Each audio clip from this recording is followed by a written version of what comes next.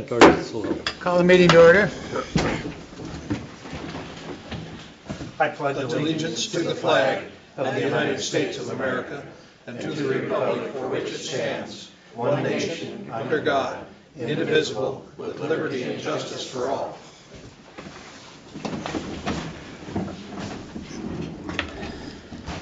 I'd like to welcome you to our regular meeting of the Board of Commissioners. Reminder that the meeting is being recorded several ways, and so whatever comments are made are public comments. We'll start with some celebrations and awards. We have a thank you card from Cambry Baker, Hermiston, in support of the 4-H and FFA Pig Project at the Milton Freewater Junior Livestock Show. We have a picture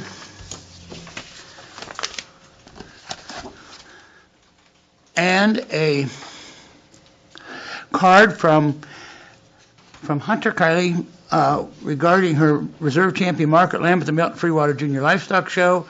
The money is going to college and to pursue a career in teaching of vocational agriculture, hopefully back in Pendleton. Thank you cards for the county support at the Milton Freewater Junior Livestock Show from Luke White, Echo FFA, age 16, for his pig Guilty. Caleb Fout of Hermiston for support of 4-H Club Kinda Cousin Swine. Cherry was his hog. Callie Alanis, Pendleton 4-H Lamb, earnings go to college savings. Davin Russell of Pendleton FFA, Lamb, Dakota McLaughlin, Pendleton, Buckaroo, 4-H Club, age 10, a market lamb. Ellie Osmond, Hermiston, 4-H Hog, plans to continue into FFA. Mallory Walburn, Pendleton, 4-H Lamb, again, her money's going to her college savings account. Caleb Gambiel, Hermiston, his pig. Matthias Patrick, Pendleton, Lamb, and Kendall West, 4-H Lamb. So those are all thank you notes for support that's provided by the county at the various livestock shows. So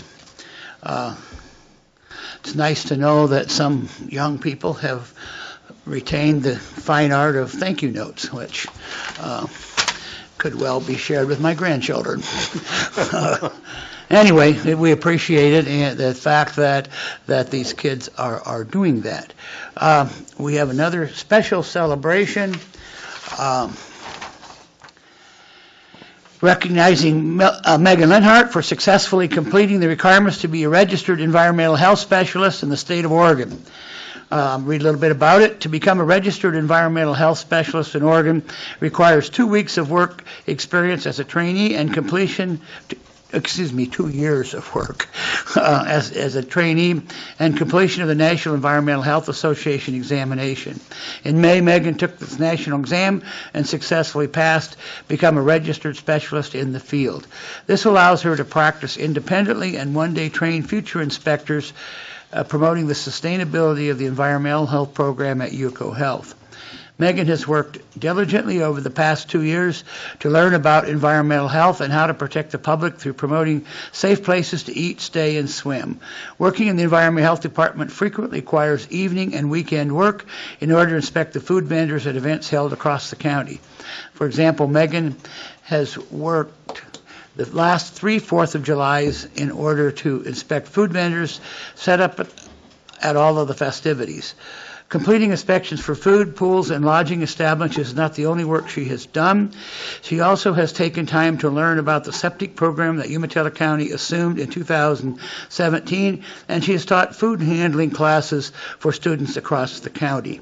Today, as we recognize Megan for her accomplishment, it is important to note that Megan is one of the few Umatilla County employees to fully complete all of these requirements and become an REHS while working at UCO Health. This certificate today is to recognize her hard work.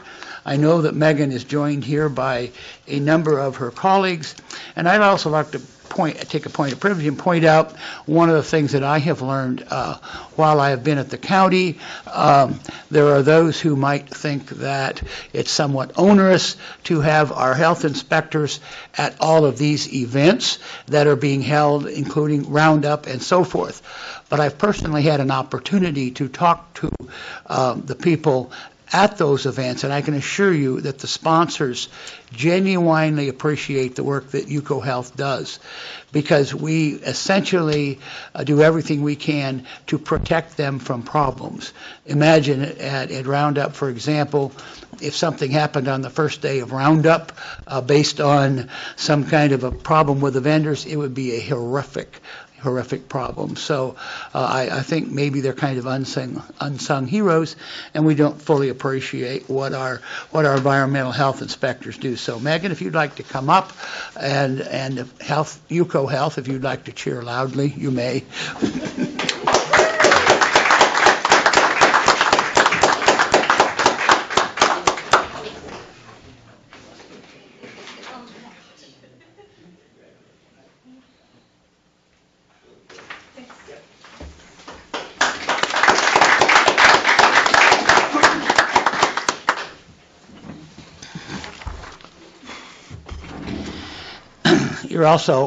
You're also welcome to stay for our scintillating agenda, or you may slip out gracefully, whichever you choose. Do we have any more recognitions, honors, awards? All right. No minutes, additions to the agenda? No, none. No additions to the agenda. Any public input from anybody who would like to address the commission on some item other than that which is on the agenda? All right, we'll go into our business. Number one is a burn ban.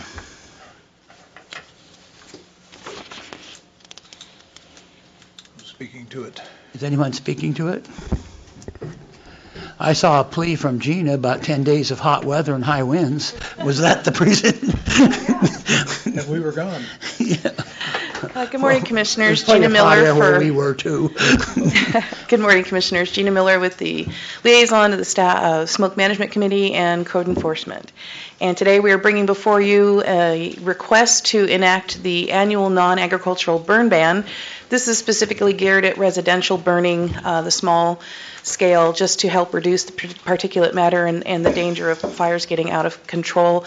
This still allows farmers to burn if they need to on the regularly allowed burn days. If there are red flags in place, then of course we will cut off all burning, including agricultural burning as well.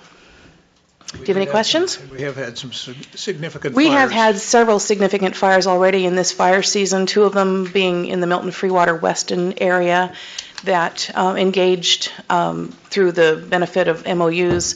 We had responders from pretty much every firehouse in the county coming to those fires to make sure that there was no property damage, and there was a significant amount of wheat land lost outside of Milton Freewater just this last week. And a potentially dangerous one there by Burger King came up from the Tutuila River and burned along the Oh, foothills yes, there. sir. That was before those two Milton fires. Yeah. Mr. Chair, I'd move approval. Second. All in favor, say aye. Aye. Aye. All right. Thank you very much. We'll get a press release out today. I don't know if we've had a year recently when there was so much proof of the necessity of doing so. We have a high fire warning this year from the National Weather Service, so it's good timing. You have the next one. I actually am here with Mr. Walder, so I'm going to let him take the lead on that, but I'm here if you have any questions about it. Okay.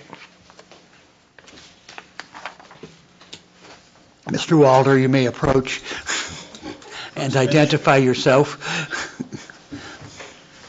Good morning, Commissioners. Bob Walder, County Planning Director.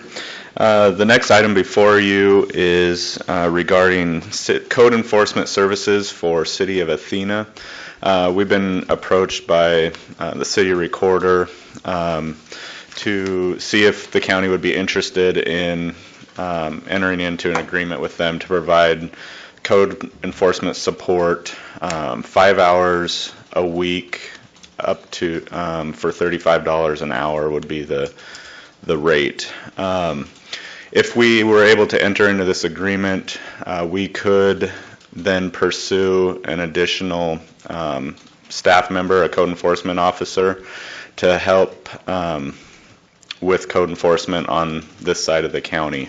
Currently, we have Officer Rowan, who is providing a majority of the service in the west side of the county, Hermiston, Umatilla area, And so this, by having additional 5 hours a week, we could get an employee for two full days a week and cover Athena for 5 hours, up to 5 hours, and then some area in Pendleton and Milton Freewater.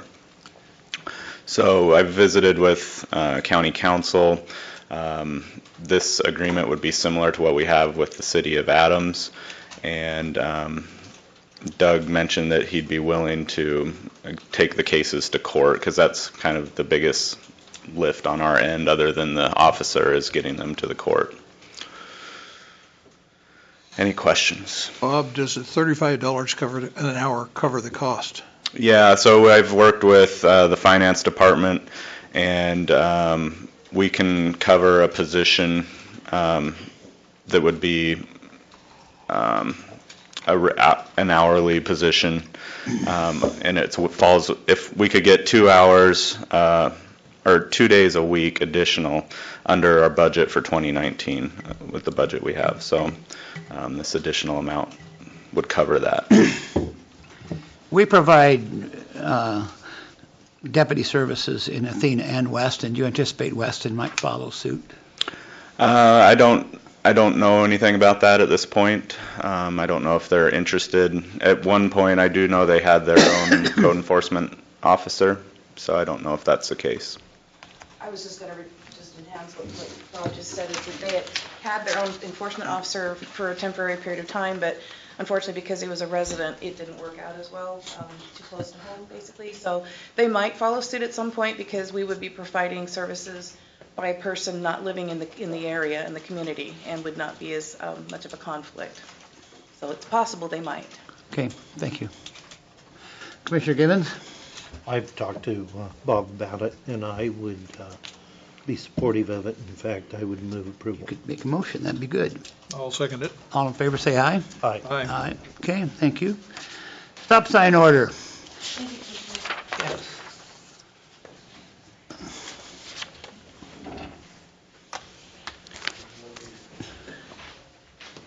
Well, I'm sure you're exhausted from your trip, but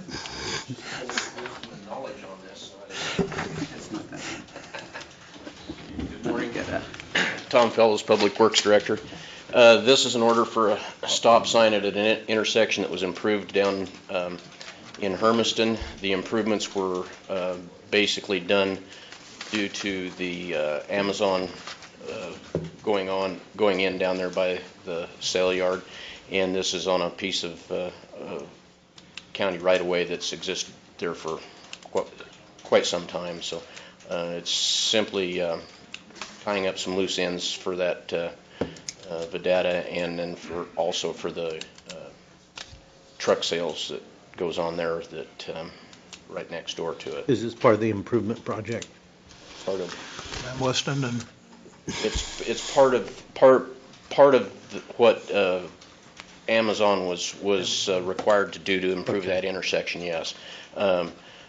We're placing the stop sign. The stop sign is what the county is doing. We're not requiring them to do it because of the going through the Board of Commissioners to get that done. So, Tom, is this anticipated to be temporary while the construction goes on out there? no, this is a permanent stop sign. It's a permanent This stoplight. Yes, this Stop stop sign. sign. Yeah, this will actually sometime in the future. What will happen is the connection for Livestock Road will be at this intersection, and the connection up by the freeway will be severed, simply because the connection at the freeway doesn't meet the state spacing standards at all. I guess I misinterpreted this. I thought it was the stop light that's out on Westland Road prior to reaching the construction zone out there. No, this is a permanent stop sign over by the sale yard, and is in conjunction with Amazon. is it a fancy one?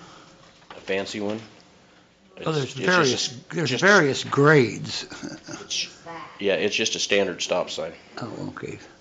Getting not- back to the stop light, it's something that's temporary. The stop light is temporary to that, and as soon as Lamb Weston gets done with that construction, then that stop light will be removed. So it's not lighted or blinked or anything? Nope, it's just a standard, standard size, standard stop sign.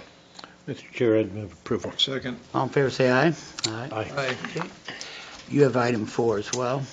Yes, I do. The CTUIR Public Works Director contacted me sometime back and wanted to know what the possibilities of the road department putting together an estimate for him and possibly doing some chip seal work on Short Mile Road, and then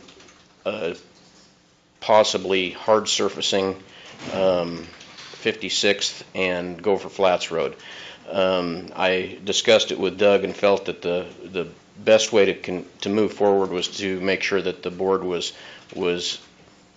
part of the process, and then we'll get an agreement with them to give them an estimate and then move forward with the project as time will allow. They do understand that we're awfully busy, and I think the way the summer is shaping up, I'm pretty confident that if they give us the go-ahead, we will be able to do the chip seal this year on Short Mile Road.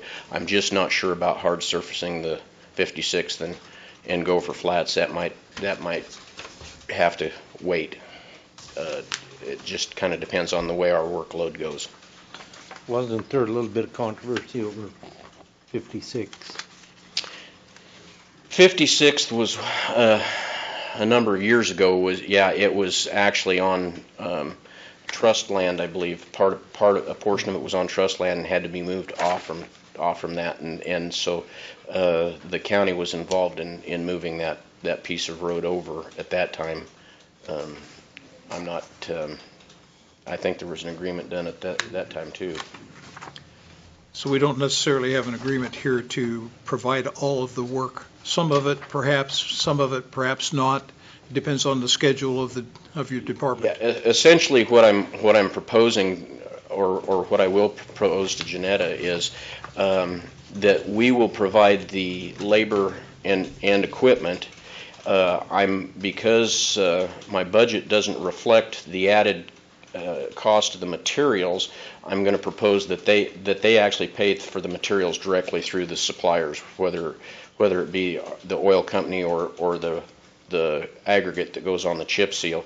And therefore, what we will be doing is just being reimbursed for our actual costs of labor and equipment.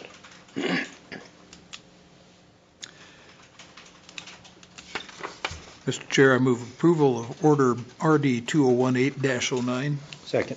All in favor, say aye. Aye. Okay, Thank you. thank you, sir. Dan, item 5.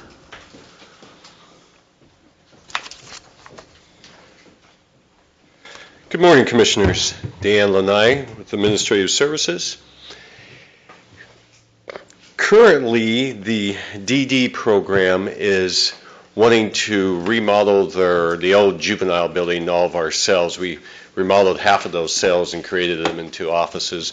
They're wanting to take the next half, move those into offices, and do some other renovations in there to make it so it's more, as you're coming in, to block off so people aren't able to hear what's going on, some confidentiality there. So they want some new walls, quite a bit of work up there, and our staff is tremendous how much work our staff's getting done, all sorts of projects, but we just don't have the time right now to do that. But talking with Commissioner Murdoch and Kim Weisenflew up there, that we can probably do that if we can move our part-time person to full-time for the remainder of this fiscal year to do that work, and they have the funds to pay that. And for the year, as I think on the next page there, if you go up a page, it would have, can you move it all the way over to that page, but move it all the way to the right. You grab that bar, click right there. There we go. To fund that position at the maximum amount with full benefits, everything would be $82,000 there for the whole year, what finance has quoted out. So that's the maximum amount. we currently have $26,000 for our part-time person for the year, so we could go ahead and use that 26 to, with that, which would bring that down to, I have to look at my notes again, $56,000, but it may not be that much altogether depending on insurance, but that's the maximum amount that we would be charging back DD, or increase in budget costs would be the maximum amount. And we would like to start this as soon as possible, which probably would be August 1st. Or if we can, we decide today we could move them even sooner than that possible. And we're looking back at Robert. Hey, Yes, August question. 1st, I'm saying soon, ASAP. Today, that's So good. today could work. Just a little bit more, I mean, I'm certainly familiar with this employee. It's a new employee, it's an incredibly talented new employee. And in working with Kim, this afforded us an opportunity to move this individual to full-time with absolutely no impact on the general fund, Yeah, Dwayne Davies which is is the key part. an excellent employee. The way it's stated here, and his understanding is that at the end of the year, fiscal year, it would go back to part-time, and he is fine with that. I'm sure the cost of this would be significantly higher if it wasn't being done by an employee of the county, if we had to We contract would it. spend at least that much just in labor cost, at least. And so might as well have a good employee to do that. Looks like a win-win. It is. Mr. Chair, I move approval. Second. All in favor, say aye. Aye. Aye, okay. Also have the second is just a Did he bring a lunch today? Dwayne or, Yeah, if oh, he's going to stay all day, he probably didn't know that this we could morning. probably take him out. Maybe just that case, maybe we'll take him out to lunch.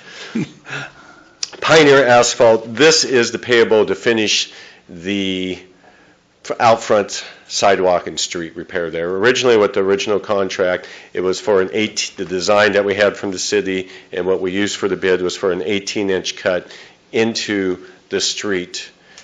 Due to issues with this, between the city, county, and contractor, the cut had to be made all the way out for 10 feet, and this is for the additional change order for Pioneer Asphalt to come in and do that cut and fill that. And I've had quite a bit of compliments. We've removed the safety issues of people tripping. We increased our parking spots, I think, by about 7 parking spots there. It's now public, all those diagonal. Right now, I think it's been a win-win situation. And it's also putting us forwards for the possibility of creating our single entry into the front of the courthouse, too. So Finally, we're getting it done, Dan. I didn't think we would get it done, and I pushed on it for a year, yes. more than a year. So we're getting closer. Yeah, we've gotten tremendous compliments. I think both the back sidewalk and the front are good, and I happened to walk over to our new business up the street and walked by the sidewalk that goes along the maintenance shop, and it's in worse condition than the other two. So hopefully that's getting some attention too. Yes, soon. You know what I mean? The one that we're already repairing, or the, I talked to Mark about it. It's a terrible. right. So yes, we're working on that. We rented a backhoe here 2 weeks ago, if you haven't noticed, over by the health department in lawn care. We've been ripping out a lot of the shrubs, and we're going to replace them with trees because people are hiding items in the shrubs and living behind the shrubs at the health department and using that as, it was a health issue going on by there, and we tore all those out. So and at the same time, we went ahead and did one section of that sidewalk across the street. So later, we'll do the other section on that as time I permits. know Rafael was concerned about having neighbors at night. Yes, it was very unsanitary. Okay, I would move approval. Second. All in favor, say aye. Aye. Aye, okay. Right. Thank you, Commissioners. Yep.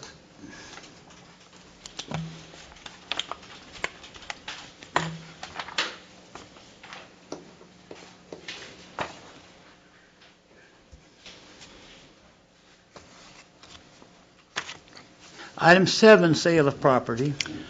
Okay, this is before the board to authorize sale of 3 properties the county owned due to delinquent property taxes.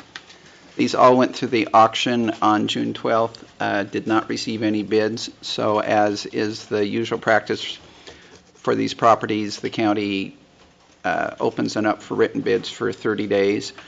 And in this case, there were bids on all 3 properties. The first property is a unimproved lot on North Main in Pendleton. 1 bid was submitted on that for $1,500. The second one was a Pendleton house. It had 9 bids submitted on it, ranging from $9,000 to $32,000. And then a house outside of Milton Freewater on Highway 11, and 2 bids were submitted on it, $25,000 and $50,000. All these bids are in excess of the minimum amount, and they're before the board for approval.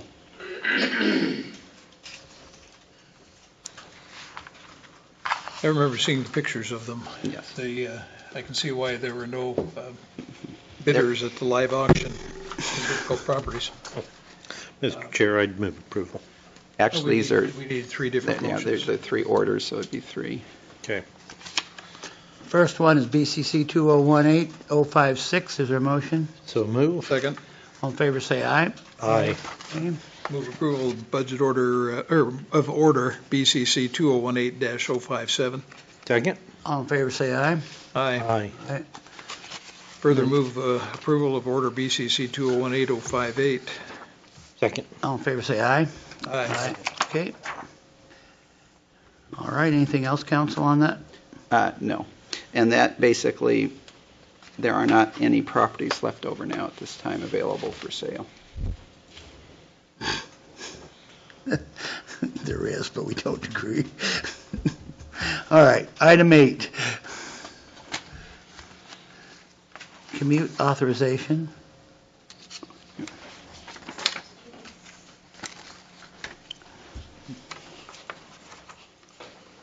Does this have to do with the budget? Jennifer Blake, Human Resources The Hammonds? Director. No, I don't think we're doing the Hammonds today.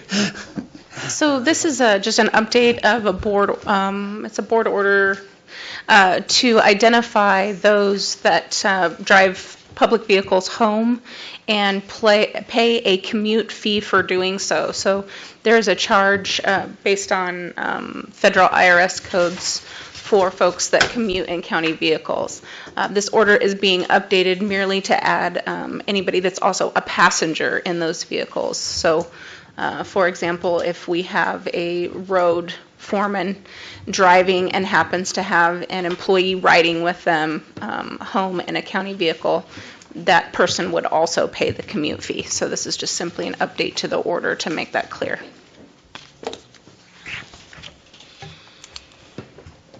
Mr. Chair, I move approval. Second. All in favor, say aye. Aye. Aye, all right. That concludes our agenda. Commissioners, do you have anything you want to add to the festivities?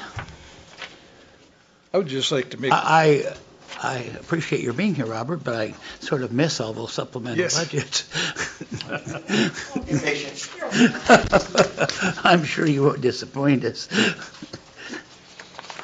I just wanted to make a couple of comments about the National Association of Counties annual meeting that took place. We had 18 commissioners from the state of Oregon were there, and the committee work that's done there sometimes is looks like it's fairly light because it looks like it's pretty well cut and dried done deals, and some of them are, but many of them occur in committee session prior to the committees during the year, and they come finally to the annual meeting to receive their final approval.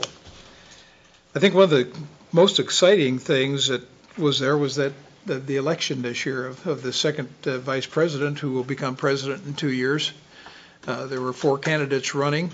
After the first ballot, one was obviously the low count and dropped out. And then after the second one, the candidate himself realized that he was not gathering very many votes, and he released his votes to go to the leading 2. It came down to the final vote. they were neck and neck all the way down the count. Ended up about 12, 14 votes difference. No, it was 31 maybe. Was it 31? Something like that. However, in the tally of New York's vote, they voted 48 votes for Gary Owens, Gary Moore. Gary Moore, excuse me, who ended up being the winner. They voted 48, and they asked him to clarify it. And when the representative from New York went to the microphone, and it sounded to me like he said 45, and they took it as 45, which meant that he was shy of 50% of the vote. And then they called him back, and they clarified, and they said, no, it's 48. So we finally had a winner, but it was That was after Gary Moore and his wife had already been to the were stage. chest bumping on the stage. Yes. So It would have been really, really difficult to go back and have another round of voting. But it was very interesting. there was a huge celebration going on, and Yes. one side of the stage, and all the officials were on the other going, uh-oh, wait a minute. I did bring back some interesting tags that we can pass out. That when you get your registration tag, they have a whole board full of ribbons that you can attach to your name tag that signifies, for example, you're 100% state, or you're a voting delegate, or what all. But they also have some that are rather humorous. One of them says old timer. And George and I said we can give that to Larry. He's the old timer. I've got one particularly significant here. It says the answer is no, and I thought, Robert, that's a good one for you to have. It's just not big enough. I don't know. It's debatable whether it's George or Doug would be the troublemaker. Official something. And finally, my ribbon is better than your ribbon. They're a lot of fun. The neat thing about going to that convention is the networking that gets done there. I met several new people, several people who had something that may be of value to our county. And it's good to attend to make sure these things go forward, these issues go forward, many of which we have a definite stake in. And this sets the policy and sets the priorities for NACO legislative action going forward in the coming year. So it's important that we be at that table. It's kind of funny. I was at one big session, and I was sitting at a table with people from Michigan, Texas, and Alabama, and somebody came running over from the Oregon table and said, "Oh, we have a spot reserved for you at our table." I said, "Why in the world do I want to fly 2,000 miles and sit with you? I can meet. What would be the point? I'm supposed to meet new people." So, do we have one that says staff meeting agenda extender that we could give Jennifer? There should have been one. We can get one printed, I think. Okay, I have nothing. We dealt with We're adjourned. fire.